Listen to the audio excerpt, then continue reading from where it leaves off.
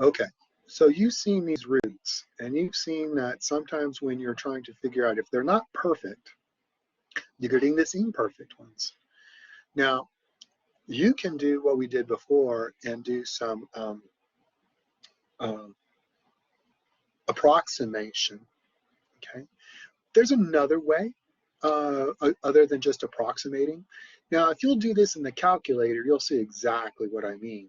For instance, if I tell you to put into your calculator the square root of 300, you know what your calculator is going to pull out? Your calculator is going to show this as 10 to the power of, or 10 times the power of 3. And you're going to say, well, that's interesting.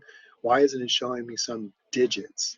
Well, it's not showing you some digits or decimals. It's actually showing you a math problem. It's like pi. It's like when you're using pi. If I showed you 4 pi, well, 4 pi, it's still a math problem. It says 4 times pi, and you're like, well, why didn't they just multiply? Well, because the decimals are ugly. It's going to have a lot of decimals, and they're not going to end. It's nasty. It's the same thing with this situation. If I took 10 and multiplied it by the power times the power of square root of 3, it's going to give me a big old nasty number. So that's why they call this simplified. This is a simplified way to show what the actual answer is. You don't really want to see it. It's disgusting. It's got too many decimal places. Now, let me show you how to make it. Okay. Now, you can spend some time trying to do this, but I wouldn't waste too much time with this. The good thing is you have your calculator, and your calculator can do this just fine. Okay, let's go ahead and show the square root of 300 and show you how they do this. Now, what's going to happen is I'm going to factor. Now, you remember what factor means? Factor means what two numbers can I multiply to get this number? That's what it means. And those two numbers are factors. Now, when it says prime factoring, really what you want to do is you want to try to think of some prime numbers that you multiply together, or a prime number times something else. Now, it doesn't always have to be that, okay? But that's the whole idea in the first place. But it doesn't matter. Here, I'll demonstrate. If I use the prime number 3, I can take 3 and multiply it times 100. And that can get me 300. That means 3 is a factor of 300. Yes, it is. And 100 is a factor of 3. Yes, it is. Now, 3 is prime. Remember what prime means? Prime means that I can't break 3 up anymore other than 1 times 3. That's it. If the only way you can show some number is multiplying 1 times itself, that makes this number a prime. Any other number would be composite. Now, if you need work with that, you can look back in the previous some of the previous lessons. I think early in the lessons, we talked about prime and composite numbers, and you might want to go through those again.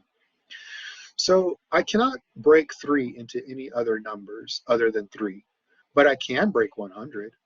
I can break 100 into 3 times 3. I'm sorry, 10 times 10. But 10's not prime. So they're both composites, which means I can break them further. I can break 10 into 2 times 5. I can break each of them into 2 times 5. Now here's the thing. Can I move any further than where I'm at right now? The answer is no. If you'll notice, all that's left of these factors is that they're prime. And prime means that I can't go any further. I can't break these things any further. This is it.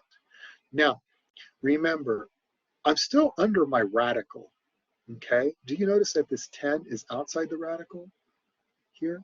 So what I need to do now is pull out numbers. Now let me show you how this works.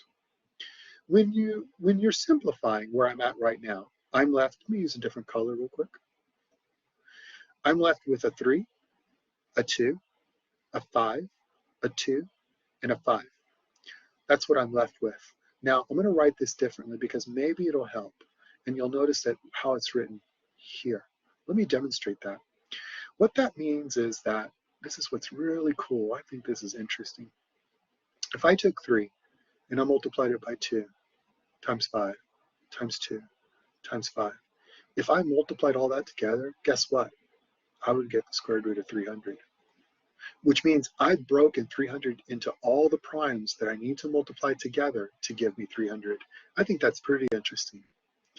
But here we go. Let's move on. Let me show you how we do this. Now, how did they get that 10 out there? Let me show you. You can pull a number out as long as it has a match. For instance, you have to have a Twinkie. So if I say, well, this 2 has another 2.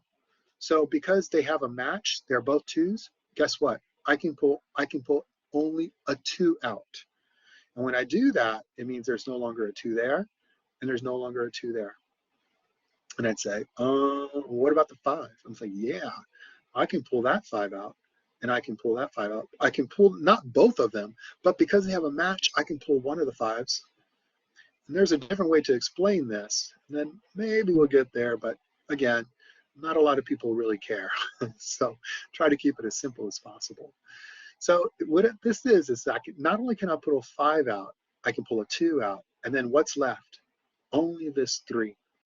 So this 5 and this 2, it's not 5 plus 2. That's not what's going on over here. And it's not 52. What you're looking at is a 5 multiplied by a 2 times a square root of 3.